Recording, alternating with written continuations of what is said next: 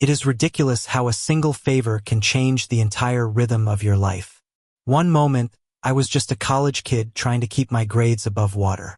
The next, I was staring into the eyes of a man who could unravel me with a single chord on the piano. My name is Ethan. I was 21, studying journalism in a quiet New England town where everything seemed too predictable. My best friend, Ryan, was struggling in his music class. His professor was apparently strict but brilliant, the kind of man who expected perfection and didn't care about excuses. Ryan, being Ryan, asked me for a favor, just help him out with some paperwork, or notes, or whatever. You're good with words. Maybe you can get him to ease up on me. I thought it would be harmless. I thought it would be routine. But then I walked into that classroom. The first time I saw Professor Adrian Cole, I felt as though someone had pulled the ground out from beneath me. He wasn't what I expected at all. Not some tired academic weighed down by years of grading. He was young, maybe late 20s, with dark hair falling carelessly over his forehead. His sleeves rolled up, and his fingers gliding across the piano as if he wasn't just teaching music but bleeding it. There was something in the way he looked at the world, as though he carried storms in his chest but refused to let them spill. Ethan, right? His voice was low, almost cautious, but it had this warmth that instantly pulled me in. That moment set something in motion I couldn't stop. At first, it was subtle. I told myself I was only doing Ryan a favor, sitting in on lessons, organizing sheet music, proofreading his lecture notes. But I started lingering, watching the way his eyes softened when he played a sad melody, noticing the way his hands shook slightly before he caught himself. He was strong, yes, but also deeply human, and that contradiction drew me in like a moth to flame. The irony? Adrian didn't seem to notice me at all, at least not in the way I noticed him. Or maybe he noticed too much and forced himself to pretend otherwise. There were nights I'd walk home under the cool American sky, replaying the smallest things. The curve of his smile, the brush of his hand when he passed me a page, the way his laughter, rare and quiet, sounded like a secret gift. It was maddening. I knew this was dangerous, but I couldn't stay away. And then came the evening that changed everything. The music building was almost empty. I had stayed late to help him sort through old compositions. The light from the window stretched across the floor, golden, fading into shadows. Adrian sat at the piano, playing something I didn't recognize. It wasn't classical. It was raw, broken, like confession disguised as melody. "What's that?" I asked, my voice breaking the silence. He didn't answer at first. His eyes were distant, almost haunted. Then he said quietly, "It's something I wrote years ago, for someone I lost." I should have stopped. I should have respected the silence. But I moved closer, almost without thinking, and before I knew it, I was beside him, my shoulder brushing his. "Adrian," I whispered, and he finally looked at me. The weight in his gaze was unbearable. Sadness, fear, and something else, something I recognized because I carried it too. That was the first time our walls cracked. The space between us tightened, like the entire universe was holding its breath. His hand lingered on the piano keys, but when my fingers brushed against his, he didn't move away. For a moment, the world was just us, trembling in a fragile silence that could shatter everything if anyone knew. "Ethan," he murmured, my name a warning and a prayer at once. I knew what he meant. He was my best friend's professor. He was too old for me. We were too different. It was reckless. It was wrong. And yet, I leaned in, not enough to close the distance, just enough to make sure he could feel the choice in the air. His breath hitched, and I swear I saw his defenses collapse for a fraction of a second. But then he pulled back. The spell broke. "You shouldn't be here," Adrian said, his voice firm, but his eyes betrayed him. I left that night with my chest aching, like music that ended before its final note. But I knew no matter how hard he tried to bury it, there was something between us. Over the next weeks, it was a war neither of us admitted out loud. I kept helping him, kept showing up. He kept pretending this was professional, that the tension wasn't electric every time our hands brushed, every time our eyes lingered too long. Ryan, oblivious as ever, thought I was just being a good friend. He had no idea that every hour in that classroom was driving me closer to a truth that terrified me.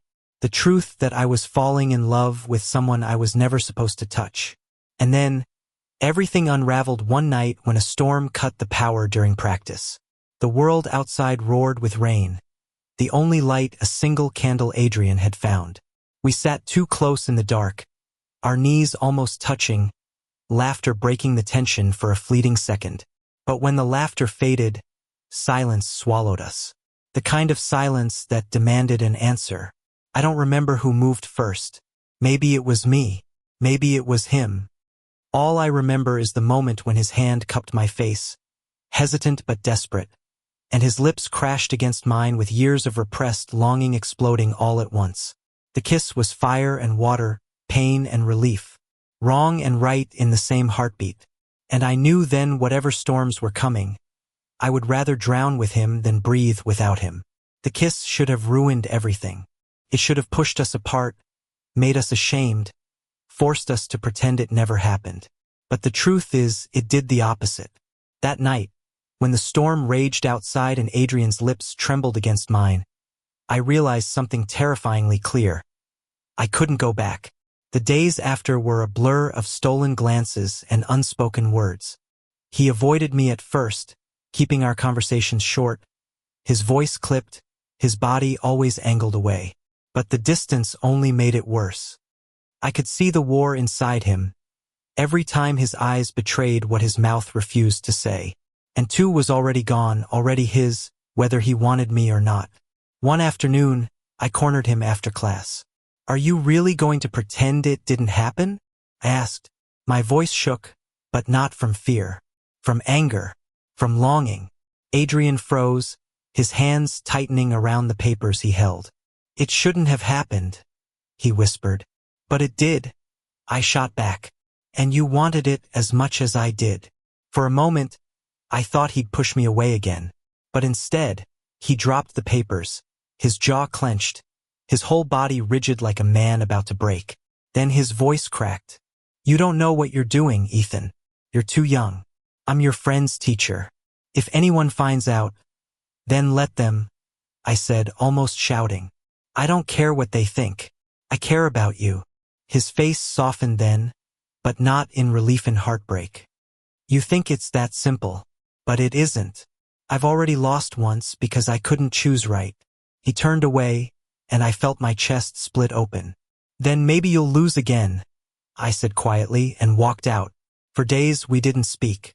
I threw myself into classes, into late-night walks where the cold bit into my skin but couldn't numb what I felt.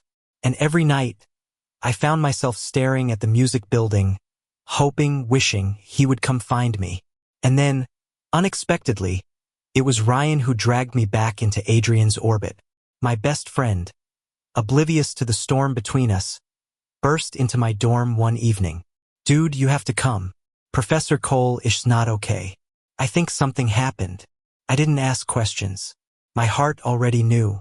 When I reached Adrian's apartment, I found him sitting in darkness, the piano untouched, bottles scattered around like shattered confessions. His eyes were red, his hair disheveled, his whole body radiating defeat. "Adrian," I whispered, stepping inside. He didn't look up. "You shouldn't be here." "I don't care." I walked closer, kneeling in front of him. His hands trembled in his lap, and I reached out, covering them with mine. He flinched, but he didn't pull away. "I lost someone once," he said finally, his voice hoarse. "Years ago. We were in love, but I was too afraid to fight for him. I let him slip away, and a year later he was gone. Car accident. And I've been living with that regret every day since. If I let this happen, if I let us happen, I am terrified I'll destroy you too." His confession cracked me open. I wanted to scream, to cry, to hold him until the ghost stopped haunting him. Instead, I whispered, "You won't destroy me. You'll save me. Because being without you, that's what would ruin me." For the first time, he looked me in the eye, really looked. And whatever he saw there finally broke the last of his walls. The weeks that followed weren't easy. We lived in secrecy, a love carved in shadows and whispers. We met late at night when the campus was quiet, when the world couldn't see. Sometimes we didn't even touch, just sat together at the piano, his fingers playing while my head rested against his shoulder. It wasn't about the kisses, though those were fire. It was about the way he breathed easier when I was near, the way my heart found rhythm in his silence. But secrets have a way of unraveling. It happened on a cold winter morning. Ryan, ever oblivious, walked in on us in the music room, too close, too obvious. My hand on Adrian's wrist, his gaze on me like the world was only us. Ryan's eyes widened, confusion twisting into something I couldn't read. "Are you kidding me?" he demanded. "My best friend and my professor?" I froze. Adrian stood rigid beside me. "Ryan, no," Ryan snapped. "Do you have any idea how this looks? Do you have any idea what this could do to him? To you?" His voice broke on the last word. For a moment, guilt crushed me. But then I stepped forward. "I love him," I said simply. The words hung in the air, undeniable, irreversible. Ryan stared at me, then at Adrian, who said nothing, his silence screaming louder than anything. Finally, Ryan shook his head and stormed out. I thought it was over. I thought he'd report us, expose us, destroy us. But he didn't. He stayed away, angry and hurt, but silent. And that silence gave us something we never thought we'd have: time. Time to build, to heal, to turn stolen moments into something steady. Time for Adrian to finally stop punishing himself for the past. Time for me to grow into the love I'd chosen. Months later, when spring painted the campus in soft colors, Ryan finally spoke to me again. We sat on the bleachers, the air heavy with unspoken words. "You really love him?" he asked quietly. "Yes," I said without hesitation. He sighed, running a hand through his hair. "Then, don't screw it up. For both your sakes." It wasn't approval, but it was enough. Years later, I can still remember that first kiss in the storm, that first confession in the dark. I can remember the fear, the secrecy, the heartbreak. But more than anything, I remember how we survived it. How love, no matter how impossible, found a way to bloom. Now, Adrian plays the piano in our small living room, sunlight spilling across the keys. I sit beside him, my hand resting over his, no longer afraid of who might see. He glances at me with that soft smile, the one I thought I'd never earn, and whispers, "I'm glad you didn't let me push you away." And I laugh, leaning in to kiss him, slow and certain. Me too, because in the end, it wasn't just music he taught me. It was that love, no matter how forbidden, is worth the fight. And sometimes the greatest symphony is the one you build together, note by fragile, beautiful note. Thank you for listening. If you find it interesting, please like and subscribe to follow the next stories.